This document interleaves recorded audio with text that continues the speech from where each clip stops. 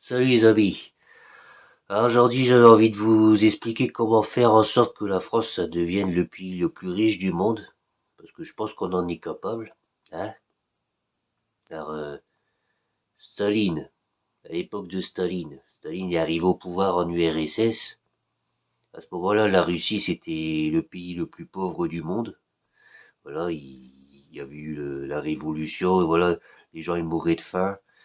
Et il a réussi à faire en sorte que je crois que dans les années 54, 56, quoi, quand il est mort, Staline, il a réussi à faire en sorte que l'URSS ait les premières centrales nucléaires. Dans les années 55, alors il est passé dans les années 30 à un pays où c'était le Moyen Âge.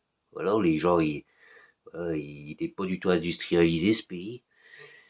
Et il a réussi à vaincre les nazis entre deux. Voilà, parce que en 41, les nazis, ils envahissent l'Union soviétique et puis bah, il y avait 4 millions d'Allemands qui sont partis en Union soviétique pour envahir le pays.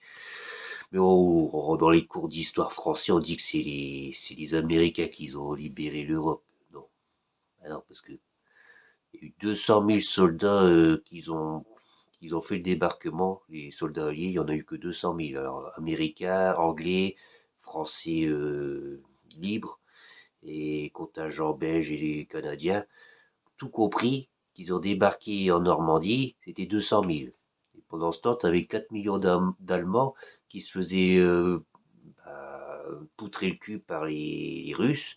Les Russes, ils ont repoussé les Allemands jusqu'à Berlin. Et c'est eux qui sont arrivés à Berlin avant les Alliés. Là-bas, c'est les Russes qui ont libéré l'Europe. C'est pas... Et les Russes ont réussi à libérer l'Europe grâce à Staline. Parce que Staline, qu'est-ce qu'il a fait? Il a fait les purges staliniennes. Il a purgé, il a viré le plus de fonctionnaires possible et il a viré le plus de riches possible. Et c'est comme ça que le pays qui était pas industrialisé, qui était un pays presque moyenâgeux, est devenu en l'espace de 20 ans la deuxième puissance mondiale et avec des centrales atomiques et tout. Parce que juste avant que Staline meure, il y a eu les premières centrales nucléaires qui se sont installées en Russie. Donc ouais, c'était Staline qui a tout fait. Il faut bien comprendre, voilà, il y avait presque plus de fonctionnaires. Tous les fonctionnaires, ils obéissaient à Staline, les quelques fonctionnaires qui restaient. Et c'est aujourd'hui, qu'est-ce qu'on pourrait faire un peu en s'inspirant un peu de ça, tu vois. Alors, les riches et les fonctionnaires en France, à quoi servent-ils? Donc les fonctionnaires, ils servent à ce que les riches, ils se sentent en sécurité. Et les riches, à quoi ils servent? Parce que on dit, on a besoin des riches parce qu'ils produisent de la richesse en France. Et ça, c'est ce qu'on nous enseigne à l'école. Et voilà, ce que les gendarmes, ils les protègent, tout ça. Parce que les riches, ils sont là, ils servent à quelque chose. Mais est-ce que c'est vrai? Parce que, moi je dis c'était vrai au XXe siècle. Parce que tu avais les riches qui construisaient des usines en France. Voilà, ils créaient de la richesse. En construisant une usine ou alors en construisant une mine pour alimenter l'usine. Voilà, ils créaient de la richesse en France pour ensuite fabriquer quelque chose. Fabriquer des vélos, fabriquer des voitures, fabriquer d'autres trucs. Là oui. Ou alors tu avais les riches entrepreneurs et puis tu avais les riches, comment ça y est, voilà, pour les terres agricoles. Voilà, il y avait des grandes familles bourgeoises qui possédaient énormément de terres et ils faisaient gagner de l'argent au pays grâce aux paysans. Et déjà, les terres agricoles aujourd'hui, ben, les paysans, on est obligé de leur donner, l'État est obligé de leur donner de l'argent pour qu'ils puissent subvenir et avoir un salaire. Parce que si l'État ne donnait pas de l'argent aux paysans, aux propriétaires de fermes et d'élevage, ils seraient incapables de se verser un salaire. Donc maintenant, les familles bourgeoises agricoles, ça sert plus à rien. Les familles bourgeoises des usines, est-ce qu'ils servent encore à quelque chose? Bah non, parce que maintenant les grands entrepreneurs Ce sont des entrepreneurs étrangers. Ils arrivent de l'étranger, ils nous font importer en France des objets fabriqués en Chine. Et ces objets fabriqués en Chine, bah, ils sont moins chers que... Parce que de toute façon, maintenant en France, on n'a plus d'usine. Alors, bah, ouais, parce qu'on tout ce qu'on dit que c'est fabrication française, c'est des mensonges. Parce que c'est assemblé en France, c'est pas fabriqué en France. Par exemple, on ne sait pas construire un vélo en France. Non, ça c'est vrai. On est incapable d'aller chercher la matière première pour fabriquer le cadre, pour fabriquer les freins, pour fabriquer tout ça. On est incapable de le faire. En fait, ce qu'on fait, on importe les freins en Chine, on importe le cadre en Chine, ou on importe les roues en Chine. On fait tout venir par conteneur en France, et en France, on assemble. Et après, après qu'on ait assemblé, on vend et on dit que c'est une fabrication française. Voilà, voilà ce que la vérité sur le Made in France. Et c'est pareil pour l'Allemagne, c'est pareil pour tous les pays européens. Voilà, donc en fait, ceux qui font ça, de l'assemblage, bah, on va pas dire qu'ils aspirent la richesse de la France. Eux, ils sont à peu près neutres. Si vous voulez vraiment créer de la richesse, il faudrait qu'ils voilà, qu'ils fabriquent eux-mêmes à partir de la matière première, la transformer et fabriquer un vélo à partir de la matière première achetée dans des la matière première peut-être même qui vient de Chine, mais il faudrait que ça arrive à partir de minerais, voilà, dans des cargos et qu'ensuite ce soit transformé cette matière première dans des usines françaises ou alors de la matière première venant de colonies. Parce qu'on a un empire français encore, on a je sais plus, on a la Guyane, je crois qu'il y a plein de ressources en dessous voilà, il y a la forêt, mais dans le sous-sol, on a des tas de minerais en Guyane, je crois. Ouais, il faudrait couper, raser tout ça et puis commencer à extraire. Que notre empire colonial, il sert à rien. Je sais que même quand on va au magasin, les bananes, ils viennent même pas de notre empire colonial. Ils viennent d'Équateur ou de l'AOP. AOP, je crois que c'est Mexique, c'est des trucs comme ça, tu vois. Du coup, on a plein de noirs sur des îles ou en Guyane ou partout. Et ils sont même pas capables de nous fournir beaucoup de bananes, tu vois.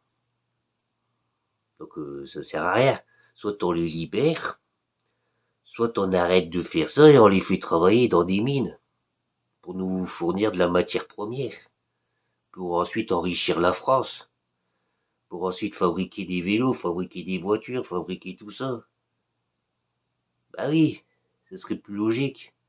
Alors soit on fait ça, soit on les libère, mais on fait pas entre deux sans arrêt. Alors voilà, ils sont tous au RSA, à part consommer des couches culottes et consommer de la bière, parce que bah voilà, dans tous ces colonies qu'on a, là, la seule chose qu'ils savent acheter, c'est des couches culottes et de la bière, parce qu'ils travaillent pas, alors c'est devient des alcooliques, et puis couches culottes parce qu'ils font plein d'enfants, pour avoir des allocations familiales.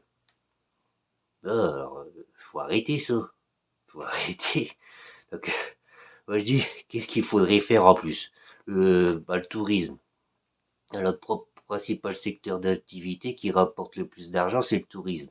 Après, c'est le football. Mais le premier, c'est le tourisme. Donc, tous les riches qui ont investi en France, mais pas dans des usines, tous ceux qui sont arrivés, ils ont fait des sites internet, ils ont commencé à construire des entrepôts, qu'ils ont apporté des objets de Chine pour les revendre aux Français, et qu'ensuite ils sont devenus milliardaires, ou alors ils sont devenus milliardaires dans d'autres pays, puis parce que c'est c'est la mode, on achète ensuite une villa en France, ou on achète un ancien manoir en France, on achète un château en France des fois, t'as des riches, ils achètent des châteaux en France, les châteaux de la Loire, c'est les étrangers qui sont propriétaires, c'est comme les domaines avec du vin. C'est les Chinois qui rachètent les domaines viticoles avec les manoirs qui avant appartenaient aux grands bourgeois français, bah, c'est les Chinois qui rachètent. Et les grands bourgeois, enfin les familles bourgeoises, avant de vendre aux étrangers américains, chinois, du Qatar, même partout, qu'est-ce qu'il faut? Ils demandent des subventions à l'État Et l'État, il leur donne des subventions pour réparer leur toit, pour faire travailler les compagnons du devoir, hein, parce que voilà, le savoir-faire français, il faut qu'ils continuent à y aller, tu vois, hein, faut donner de l'argent afin qu'ils, parce que sinon ils seront incapables de payer les réparations de leur manoir et de leur toit et tout. Alors, du coup, on leur donne ça, de l'argent, parce qu'ils sont devenus pauvres entre-temps. On leur donne de l'argent pour réparer leur manoir. Et après, ils vendent aux étrangers. Ils vendent leurs châteaux aux étrangers, ils vendent. Voilà, voilà ce que c'est devenu, tu vois, la France. Alors, quand j'étais petit, c'était en Espagne que les riches, ils achetaient des châteaux, parce que il y a 25 ans, je me rappelle les riches qui ils voulaient avoir une montre Rolex, une Ferrari, et pour les plus riches d'entre eux, ils voulaient acheter un château en Espagne. Et ben 25 ans plus tard, ben la France est devenue l'Espagne en fait. Ils achètent les châteaux français, les domaines viticoles français, ils achètent tout ça. Alors moi je dis ce qu'on devrait, c'est stop, tu vois. Toutes les personnes qui sont pas de nationalité française et ils ont construit une villa dans les quartiers UP, ils ont acheté un manoir, ils ont acheté une grande maison bourgeoise ou aristocrate ou un château, et ben tous ces gens-là, on réquisitionne leur demeure qu'ils ont acheté en France, voilà, on réquisitionne les châteaux, les grandes maisons bourgeoises, tout ça, et puis les villas dans les quartiers UP, et puis on réquisitionne tout ça, on leur vole pas, parce que c'est pas bien de voler. Mais si ces gens-là ne vivent pas en France et qui, voilà, ils sont pas français, eh ben on leur prend parce que c'est à cause d'eux. Voilà, si la France est dans cet état, c'est à cause d'eux.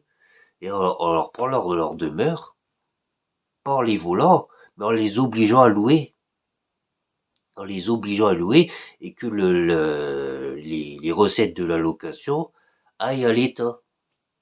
Voilà, tout simplement. Et voilà, par exemple, quelqu'un, un riche a construit une grande villa de 500 mètres carrés, et ben, il la loue 500 euros, enfin, l'État lui donne 500 euros par mois pour sa villa, mais en contrepartie, l'État, il a un site de location géré par les fonctionnaires de la France, et il envoie des touristes dans cette villa, et il loue cette villa au prix du marché touristique, voilà, si c'est 1000, 2000, 5000 euros la semaine, parce que c'est une immense villa très huppée dans les quartiers huppés, 5000 euros la semaine, et les bénéfices, ils vont à l'État. Et ensuite, ces bénéfices qui vont à l'État, c'est redistribué aux retraités ou aux pauvres, voilà, on réaugmente la retraite des gens, elle passe jusqu'à 2024 euros par mois. Voilà ce qu'il faudrait faire, tous les châteaux, voilà, on les loue. On loue les châteaux, toutes les maisons qui ont un attrait touristique, voilà, des maisons en vieille pierre qui sont situées dans un endroit très touristique, tout ça, on les réquisitionne. Le propriétaire, si c'est une maison qui fait 200 mètres carrés ou 100 mètres carrés, il est obligé de louer 100 euros par mois, mais ce serait 100 euros par mois que l'État lui donnerait, 100 euros par mois, et en contrepartie, et ben l'État, avec son site internet touristique, il met le touriste le plus offrant dans cette maison. Et là, le touriste le plus offrant donnerait l'argent à l'État, je sais pas, 300 euros la semaine, 400 euros la semaine. Et là, voilà, cet argent-là, voilà, il serait réquisitionné pour ensuite redistribuer aux retraités, etc. Voilà. Et puis si un riche, il veut récupérer sa villa, ou sa maison bourgeoise, ou son château, il faut qu'il obtienne la nationalité française.